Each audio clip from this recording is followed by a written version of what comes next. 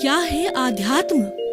दर्शन, चिंतन धारा, विद्या या संस्कृति की परंपरागत विरासत। आध्यात्म दर्शन यानी जीवन का शाश्वत सत्य। मानव जीवन से जुड़े शाश्वत सत्यों को जानिए और समझिए उपासक डॉक्टर सोहन राज तातेड़ से हमारे खास कार्यक्रम आत्मविज्ञान में।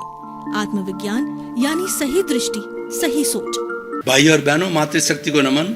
स्टूडियो में आपका हार्दिक स्वागत, अभिनंदन है, सत्कार है। आत्मविज्ञान साइंस ऑफ द सोल कार्यक्रम के अंतर्गत हम आपको सही दृष्टि, सही सोच के अंतर्गत आपके जो नकारात्मक विचार है उसको सकारात्मक में बदलते हैं, आपकी गलत सोच को सही सोच में बदलते हैं, हम करेक्शन देते हैं। उस करेक्शन से आपका फ़ायदा ये होता है कि आपका जीवन धन्य होता है, आपका जीवन अच्छा बनता है।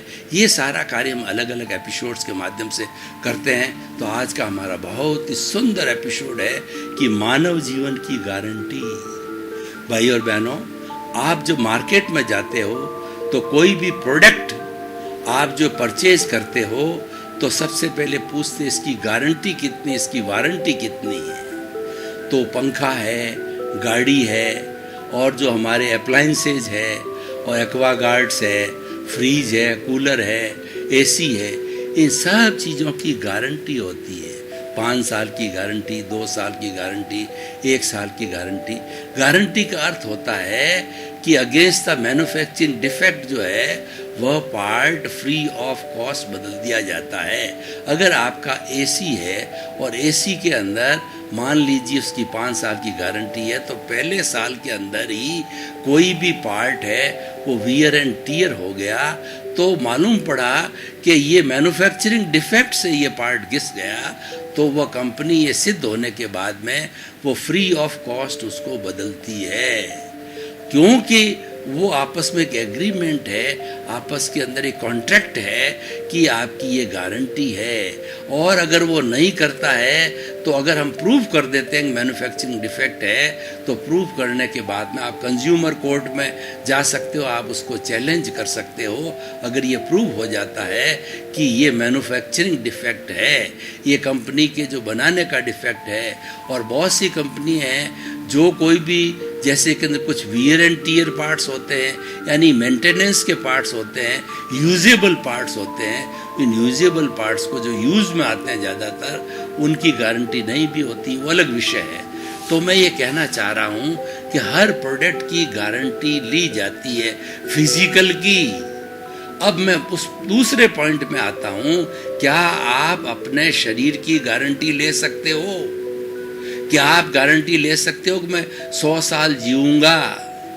दुनिया के अंदर जो जिस लोग जन्मा है वो निश्चित तौर से उसकी मृत्यु होगी, क्योंकि हर संजोग के साथ के अंदर वियोग जुड़ा हुआ है। आज हमारे साथ में कोई है तो आने वाले टाइम में वो हमारे से बिछुड़ जाएगा। तो जैसे हमारे माता है, पिता है, भाई है, बहनें हैं, पत्नी हैं, और भी जितनी घर के सदस्य हैं वो हमारे साथ में जुड़े हुए हैं और वो एक न एक दिन जाने वाले हैं। कोई भी स्थायी हमारे साथ में रह नहीं सकता। और सबसे बड़ी बात है, ये शरीर भी जाने वाला है, ये आत्मा के साथ स्थायी तत्व नहीं है, ये तो मिश्र चेतन है, क्योंकि इसके भीतर प्रभु विराजमान है। और प्रभु के विराजने से, प्रभु की प्रेजेंस से, प्रभु की साक्षी से जो है यह एक मिश्र चेतन बन गया और ये सारा कार्य करता हमको दिखाई देता है। ये चेतनवत हो जाता है, चेतन की तरह कार्य करता है। लेकिन जो ही प्रभु की हाजिरी निकली यानी हंसा उड़ गया, प्रभु शरीर को छोड़ देते हैं तो इस शरीर का राम नाम सत हो जाता है। और राम नाम सत होते ही जो है उसको जला दिया जाता है।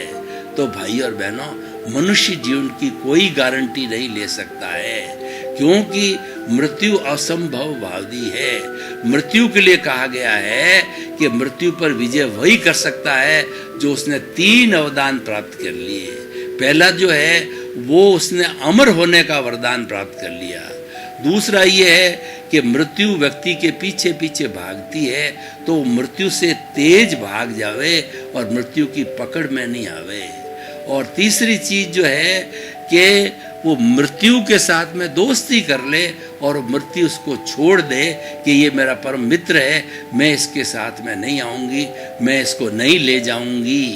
परंतु इस पूरी सृष्टि में, ब्रह्मांड में न तो ऐसा कोई व्यक्ति हुआ है न होगा, क्योंकि मृत्यु एक शाश्वत सत्य है, ये यूनिवर्सल ट्रुथ है, ये सार्वभौम सत्य है। इसको हमें स्वीकार करना पड़ेगा, क्योंकि हर संयोग के साथ में वियोग जुड़ा हुआ है, यह भी एक सनातन सत्य यूनिवर्सल ट्रुथ है। तो हमें इन दोनों ट्रुथ को स्वीकार करके ये मानना पड़ेगा कि मनुष्य जीवन की कोई गारंटी नहीं ले सकता। हमारे को जितनी सांसें मिली है, उन सांसें फिक्स्ड है, उसके अतिरिक्त हम एक भी सांस नहीं ले सकते हैं। ये बात अलग है कि सांस को हमने बड़ा कर दिया और सांस को छोटा कर दिया। तो छोटा और बड़ा करने के बाद में जो हमको सांसें दी गई है, वह नॉर्मल रूप से जो है रहने के लिए सांस दी गई है। अगर हम सांस को छोटा करेंगे तो जल्दी मर जाएंगे। यानी कोई व्यक्ति टेंशन में रहता है, कोई व्यक्ति भोग विलास में रहता है, कोई व्यक्ति डरा हुआ रहता है, कोई व्यक्ति डिप्रेशन में होता है, तो उसकी जो है वो सांसों की संख्या बढ़ जाती है। लेकिन क्योंकि सांसें लिमिटेड है और संख्या उसने हर दिन बढ़ाते रहते हैं, तो उसकी मृत्यु जल्दी भी हो जाती है। तो भाई और बहनों, मनुष्य जीवन की कोई गारंटी नहीं है, कोई गारंटी नहीं ले सकता। ये तो आयुष्य के अधीन है, और आयुष्य जो है किसी व्यक्ति को अपना आयुष्य दिखाई नहीं देता है। वह बड़ा आत्मविश्वास के साथ कह भी नहीं सकता है कि मेरा आयुष्य इतना है, क्योंकि उसके पास में अवधि ज्ञान और दूसरा क्या मन प्रयोग ज्ञान और जो केवल ज्ञान नहीं है। जिनके पास में मन प्रयोग केवल ज्ञान होते हैं, वो जरूर जाति स्मरण ज्ञान वगैरह और व्यक्ति के जो है मृत्यु कब होने वाली है वो जानकारी कर सकते हैं, बता सकते हैं, क्योंकि वो उनके ज्ञान से जुड़ी हुई बात है। खैर जो भी हो, तो कहने का अर्थ ये है कि मनुष्य जीवन की कोई गारंटी नहीं है। तो इस आशय से हमको क्या लाभ होगा? हमको लाभ ये होगा कि ये चीज़ तो जाने वाली है, ये चीज़ स्थायी नहीं है, ये अजर अमर नहीं है। तो इसका उपयोग करने के लिए मुझे जो काम फर्स्ट कैटेगरी के हैं, फर्स्ट असाइनमेंट के हैं, तो वो मैं जल्दी कर दूं। फिर सेकंड जो असाइनमेंट ऑफ द प्रायोरिटी का वो ले आऊँ, थर्ड का ले आऊँ। और इस तरीके से हो सकता है कि हमारे जाने के पहले पहले जो है लास्ट प्रायोरिटी के कुछ रह जावे, तो कोई बात नहीं, रह गए, क्योंकि 100% मार्क किसी को नहीं मिलता है। 100/100 का मार्क्स पाना बहुत कठिन है। 100 में से 90 व्यक्ति प्राप्त कर सकता है, 97, 98 प्राप्त कर सकता है। 100 में से 100 जो है एक्सेप्शनल व्यक्ति होता है, वही प्राप्त कर सकता है। तो मैं ये कहना चाह रहा हूँ कि ये जो आज का टॉपिक है कि जो है हमारी मानव जीवन की गारंटी नहीं है। इसका मतलब क्या है कि ये शरीर क्षण भंगुर है, ये बुलबुले की तरह है कि जैसे हमारा जो पानी चल रहा है और उसमें साबुन का पानी आ गया, तो साबुन की वजह से उस पानी के ऊपर बुलबुले उठते हैं और बुलबुले कभी भी फट जाते हैं, जो है वो गुब्बारे की तरह, उसके समय का पता नहीं होता है, कुछ ही क्षणों में चले जाते हैं, कुछ ही मिनटों में चले जाते हैं। उसी तरीके से हमारा ये शरीर जो है बुलबुले की भांति है, ये एक पानी का बुलबुला है और ये कभी भी बुलबुला फट सकता है। तो हमें फटने के पहले पहले जो कुछ भी अच्छा कार्य करना है, पुण्य का कार्य करना है, परमार्थ का कार्य करना है, लोकहित का कार्य करना है, वो तुरंत कर लेना चाहिए, क्योंकि शुभस्य शीघ्रम, जो शुभ कार्य होता है वो शीघ्र करना चाहिए, उसको फर्स्ट प्रायोरिटी में रखना चाहिए। तो ये जो है हमारे मनुष्य जीवन की गारंटी नहीं है, इसको हृदयंगम और आत्मसात करना है और इसको पूरा समझना है कि मेरे पास में आज का दिन ही है, और आज के दिन को और प्रेसाइज करें तो मेरे पास में केवल वर्तमान का क्षण है, मुझे अच्छा करना वो कर लो। और दूसरा, मैं अच्छा कैसे कर सकता हूँ, मैं जो है लोक कल्याण का काम कैसे कर सकता हूँ, तो वो काम की पूरी योजना बनाइए कि काम क्या है और उसको किस तरीके से करना चाहिए, वो हमें पूरा समझना पड़ेगा।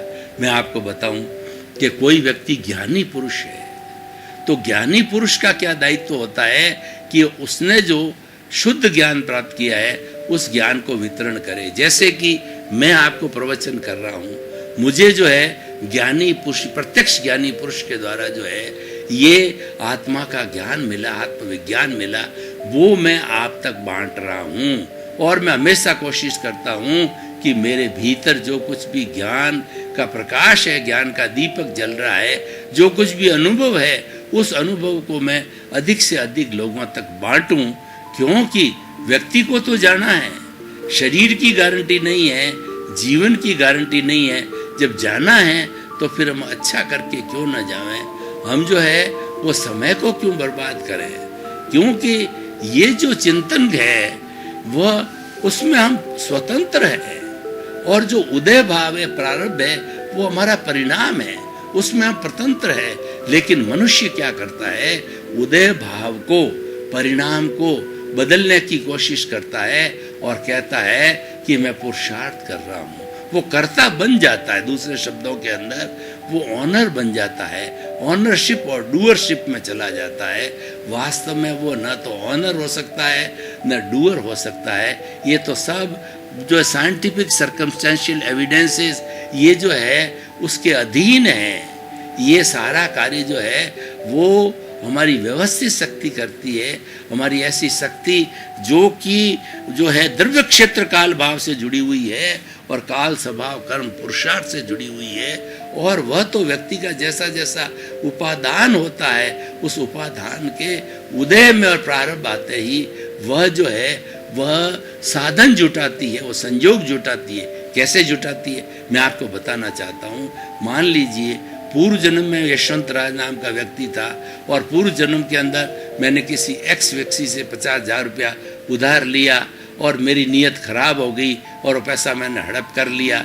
तो जब मेरे पास के अंदर वो बोरोअर है, वो जो मांगने वाला है, वो आता है भाई साहब मेरे पैसे दीजिए, ब्याज समेत इतने होते हैं, तब वो कई तरह की उल्टी बातें करता है कि मुझे कब दिए, क्या गारंटी है, क्या लिखा पड़ी है, कोई एग्रीमेंट है कि नहीं, कहीं लिखा हुआ है, किस स्थान पे दिए है, किसकी एविडेंस है। वो इस तरीके से बरगलाने की बातें करता है, क्योंकि वह पैसा लौटाना नहीं चाहता है। तो हो सकता है इसमें से दोनों व्यक्ति जो आयुष्य प्राप्त है और चले जाते हैं। तो अब जब दोनों का रीबर्थ होता है, तो रीबर्थ होकर के जो मांगने वाला है, जिसके पैसे खाए हो निमित्त, वो वापस निमित्त बन करके आता है और दोनों बीच में बिजनेस करते हैं। तो किसी न किसी रूप में, चाहे उसका जो मटेरियल है उसने उसको ब्याज समेत जो है और दबा लिया उसको, तो वो कहता है कि लाओ मेरे को देव, मांगता है, इतना समय हो गया, इधर उधर कोर्ट कार्रवाई करता है, नोटिस देता है, लेकिन वो उसको नहीं मिलता है। क्योंकि उसको पता ही नहीं है कि पूर्व जन्म के अंदर मैं इसके जो है पैसे खा के आया हूँ। जो व्यक्ति आया है उसको कुदरत ने भेजा है, वो मेरी ध्वनि की प्रतिध्वनि है, मेरे एक्शन का रिएक्शन है, उसका कोई दोष नहीं है। वो तो मेरा हिसाब क्लियर करने के लिए आया है, और हिसाब क्लियर करने के लिए ऐसे सबके हिसाब पूरे हो जाएंगे तो मेरी मुक्ति हो जाएगी। तो इस तरीके से जो है वह हमें चिंतन करना चाहिए। कब चिंतन होता है कि हम ये मानने लग जाते हैं कि मनुष्य जीवन की कोई गारंटी नहीं है, इसीलिए जो आज का काम आज करो, काल करे सो आज कर, आज करे सो अब, पल में प्रलय होएगी और बहुरी करेगा कब। ये प्रलय क्या है? ये देखिए, ये प्रलय के अंदर क्या होता है कि हमारे जो मोमेंडेंस और क्रिश्चियनिटी के लोग होते हैं, वो उस धर्म के मानने वाले हैं। ग्रेव के अंदर जो है वो उसकी लाश को रखते हैं, वो जलाते नहीं हैं, उसको गाड़ा जाता है। तो गाड़ करके जो है उसके ऊपर समाधि बनाई जाती है। तो ऐसा मान्यता है कि जो गाड़ा जाता है, जब कयामत आती है, जब जो है प्रलय आती है, तब उन सभी जो है कब्रों में सोई हुई आत्माओं को उठाता है अल्लाह और कहता है कि तूने क्या क्या कार्य किया है, उसका पूरा चिट्ठा लेखा जोखा लेते हैं। जिसने अच्छे कार्य ज़्यादा किए हैं उसको जन्नत में भेजते हैं, और जिसने बुरे कार्य ज़्यादा किए हैं उसको जहन्नम में भेजा जाता है। तो इस तरीके से करके, और उसका हर कर्म का अपना अपना भुगतान है, वो भुगतना ही होता है, और वो व्यक्ति इस तरीके से भुगत लेता है। तो भाई और बहनों, जो आज हमारा विषय है कि मनुष्य जीवन की गारंटी नहीं है, जब हमने ये मालूम कर लिया कि ये सार्वभौम सत्य है, ये यूनिवर्सल ट्रुथ है, ये जो है कभी भी अडिग है और कभी भी झूठा नहीं हो सकता। जब हमें विश्वास हो गया, श्रद्धा हो गई है, तो हम अपनी दिनचर्या को, अपने कार्य प्रणाली को उसके अनुरूप क्यों नहीं बदलते हैं? हमें बदलना चाहिए, क्योंकि हमको हमारा ध्येय स्पष्ट हो गया, हमको हमारा लक्ष्य स्पष्ट हो गया। जब लक्ष्य स्पष्ट हो गया तो उसके अकॉर्डिंगली उसको तक पहुंचने के लिए हमें अपनी प्लानिंग करनी चाहिए। यानी हमारा साध्य अच्छा है तो हमारे साधन भी शुद्ध होने चाहिए। हम अच्छे साधनों को जुटा करके और उस लक्ष्य की प्राप्ति करें तो हमारे मानव जीवन की जो गारंटी नहीं है, ये बात गारंटी नहीं होते हुए भी गारंटी हो जाती है, क्योंकि हमको गारंटी की आवश्यकता नहीं है। हमें तो उस समय का सदुपयोग करना है। और वो सदुपयोग कब होता है कि हमारे जहन के अंदर एक बात घर कर जाती है कि मानव जीवन की कोई गारंटी नहीं है, मैं कभी भी जा सकता हूँ। और ये तो सार्वभौम सत्य है, यूनिवर्सल ट्रुथ है कि मुझे तो कभी न कभी जाना ही है, क्योंकि मैं तो एक संजोग हूँ और हर संजोग वियोग से जुड़ा हुआ है। तो उसको ना तो इतना ज़्यादा दुख होगा, लेकिन वो अपना सारा कार्य पहले करके चला जाएगा। तो भाई और बहनों, काम करने के दो तरीके होते हैं, भौतिक जगत का काम और आध्यात्मिक जगत का काम। भौतिक जगत के काम के अंदर व्यक्ति परवश है, व्यक्ति पर स्वभाव में है, व्यक्ति विभाव के अंदर है और वह कुदरत और कुदरत की रचना और कुदरत के कानून के अंदर झुका हुआ है, जकड़ा हुआ है। इसीलिए वो अपनी ओर से कुछ भी नहीं कर सकता, वह बिल्कुल स्वतंत्र है, क्योंकि जड़ है। जड़ अलग है, चेतन अलग है, जड़ नाशवान है। इसलिए वह तो स्वतंत्र है कि वो अपनी तरफ से कुछ नहीं कर सकता। जैसा पुण्योदय होगा, जैसा कर्मोदय होगा, उसके अनुरूप उसे कार्य करना पड़ेगा, नहीं चाहते हुए भी उसको करना पड़ेगा। कई बार क्या होता है, उदाहरण के तौर पे मैं आपको बताना चाहता हूँ कि हमारे मित्र से हमेशा हम प्रेम से बात करते हैं, लेकिन कुछ समय ऐसा आता है कि हमारी उनसे अनबन हो जाती मित्र से। तो ये अनबन जो हो जाती है, इसका कारण क्या है? ये अनबन करना नहीं चाह रहा है लेकिन हो गई। इसका कारण ये है कि हमारे भीतर जो कार्बन शरीर है वो करवा रहा है और वो नियत है।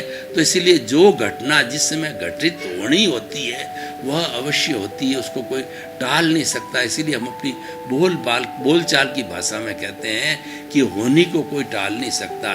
इसका मतलब क्या हुआ कि हम जो है द्रव्य क्षेत्र और काल भाव को टाल नहीं सकते हैं, उसके अंदर करेक्शन अवश्य दे सकते हैं। उसके लिए जो है हमें प्रयत्न करना चाहिए और वह हमारा पुरुषार्थ है। तो मैं जो बात कर रहा था कि हम किसमें स्वतंत्र और किसमें परतंत्र है, जो हम पीछे से लेकर के आए हैं, जो हम भोग रहे हैं, उसके अंदर परतंत्र है। स्वतंत्र हम चेतना में हैं। हमारी चेतना में क्या है कि ये सब भोगते भोगते हमारे मन के अंदर एक जागृति रहनी चाहिए कि ये तो परद्रव है, ये तो मुझे परद्रव को मुझे भुगतना पड़ेगा, क्योंकि अनंत काल से मेरे साथ में लगा हुआ है, बर्फ की शिला की तरह ये कर्म जैसे पिघलते हैं। तो उसको चिंतन करना पड़ेगा कि यह तो मुझे भुगतना ही पड़ेगा, भुगते बिना छुटकारा नहीं है। इसीलिए क्यों नहीं है कि मनुष्य जीवन की कोई गारंटी नहीं है। मनुष्य जीवन के अंदर जो जो कर्म आएंगे उन कर्मों को उसको भुगतना ही होगा। अगर व्यक्ति व्यवहार कुशल है और व्यवहार जगत को अच्छी तरह से जानने वाला है तो वो तो समझेगा कि यह तो मेरी प्रतिध्वनि है, मेरे एक्शन का रिएक्शन है। जो कुछ भी मैंने पूर्व जन्म में किया तो वह व्यक्ति निमित्त बन के इसमें आया है, उसका कोई दोष नहीं है, क्योंकि वो कोई भी निमित्त बनने की इस सृष्टि के अंदर न किसी को पावर नहीं दी है, तो वह कर्ता नहीं बन सकता। तो अकर्ता भाव ही दुख का कारण है, वही अज्ञान का कारण है, वही कर्म बंधन का कारण है। और उसी कर्ता भाव से और ऑनरशिप से जो है हमारे नए कर्मों का बंधन होता है और उसका हम शुद्ध अवस्था के अंदर चले जाते हैं तो हमारे नए कर्मों का बंधन नहीं होगा, वो साथ साथ के अंदर धुलाई होकर के और कर्म पूरे नष्ट हो जाते हैं। तो भाई और बहनों, आइए इस एपिसोड को हम ओपन टू दी ऑडियंस करते हैं। मतलब इसकी सामाजिक उपयोगिता क्या है, इसकी रिलेवेंस क्या है, इससे मनुष्य को, समाज को, देश को, राष्ट्र को क्या प्राप्त होने वाला है। तो हम बड़ा निश्चित तौर से आत्मविश्वास के साथ कह सकते हैं कि जो टाइम मैनेजमेंट करता है, जो समय को उपयोगिता देता है, तो भूत भविष्य वर्तमान उनके तीनों ही अच्छे होते हैं। क्योंकि जिसका वर्तमान अच्छा है मान के चलिए कि निश्चित रूप से उसका भूत अच्छा था जब वर्तमान अच्छा है। और उसके साथ साथ में वर्तमान काल की जो हम क्रियाएं करते रहते हैं तो और भूतकाल के लिए जो हमारा द्रव्य कर्म के रूप में उदय में आता है तो वह हमारे वर्तमान पर जो बेस्ड होता है। इसीलिए कहा गया है जिसका वर्तमान अच्छा होता है उसका भूत भी अच्छा होता है और उसका भविष्य भी अच्छा होता है। तो पुण्यानुबंध पुण्य है वो हमें करना चाहिए वो कार्य। और पुण्य भी एक सोने की बेड़ी है, उसको भी काटने की कोशिश करना चाहिए। जब जो है सोने की और लोहे की बेड़ी दोनों को काटी जाएगी तब हम मुक्ति की बात कर सकते हैं, हम साल्वेशन इमांसिपेशन की बात कर सकते हैं। क्योंकि जो हमारा अवगुण है, जो हमारे दोष है और जो हमारा जो है ये कॉजल बॉडी और लिंग शरीर है उसको हटाना बहुत ज़रूरी है, क्योंकि दुख की अनुभूति देने वाला ये कॉजल बॉडी है। तो भाई और बहनों, मैं बात कर रहा था कि मानव जीवन की क्या गारंटी है? बिल्कुल गारंटी नहीं है, लेकिन दूसरे शब्दों के अंदर मैं ये कह सकता हूँ कि पूरी गारंटी है। वो कैसे है कि जो जो हमारे दिमाग में अच्छे अच्छे कार्य करने के लिए प्रेरणा मिली है, हम निमित्त बने हुए हैं, तो आप निमित्त बन करके उन कारणों को जल्दी जितना उन कार्यों को निपटा सकते हैं वो हमें निपटाते रहना चाहिए। तो इस तरीके से भाई और बहनों, ये एपिसोड है बड़ा आत्म कल्याण का एपिसोड है और इसको आत्मसात और हृदयंगम करने वाला जो है वह बहुत बड़ी तरक्की कर सकता है। और उसके पास में तरक्की के दोनों ही साधन हैं। एक तो जो है वह हमारी जो व्यवहार जगत है उसमें भी उसको लागू कर सकता है, और दूसरा जो कारण है हमारा निश्चय जगत है उसके अंदर भी जो इसको लगा सकता है, और निश्चय जगत में लगा करके अपने वो कर्तव्य का निर्वहन करके निर्वाण की प्राप्ति कर सकता है। तो भाई और बहनों, आज हमारे देश के अंदर 60 करोड़ युवा है, वो अगर ये संकल्प शक्ति ले ले कि जो है मैं कोई भी कार्य है अनिश्चित काल के लिए पेंडिंग नहीं रखूँगा और निश्चित समय पर हर कार्य करता रहूँगा। भाई और बहनों, आपका बहुत बहुत धन्यवाद। आप हमारा आत्मविज्ञान कार्यक्रम बराबर देख रहे हो और देखते रहिए। आत्मविज्ञान कार्यक्रम में सफलता के सूत्र है और इसके अंदर बहुत अच्छे अच्छे हमारे विचार है, अच्छी भावनाएं हैं। उन सब को आप जो है इसको आत्मविज्ञान कार्यक्रम को देखेंगे तो वो सारी भावनाएं आप तक पहुंचेगी और आपको आनंदित करेगी, आपके प्रति मंगल भावना। क्या है आध्यात्म? दर्शन, चिंतन धारा, विद्या या संस्कृति की परंपरागत विरासत। आध्यात्म दर्शन यानी जीवन का शाश्वत सत्य। मानव जीवन से जुड़े शाश्वत सत्यों को जानिए और समझिए उपासक डॉक्टर सोहन राज तातेड़ से हमारे खास कार्यक्रम आत्मविज्ञान में। आत्मविज्ञान यानी सही दृष्टि, सही सोच।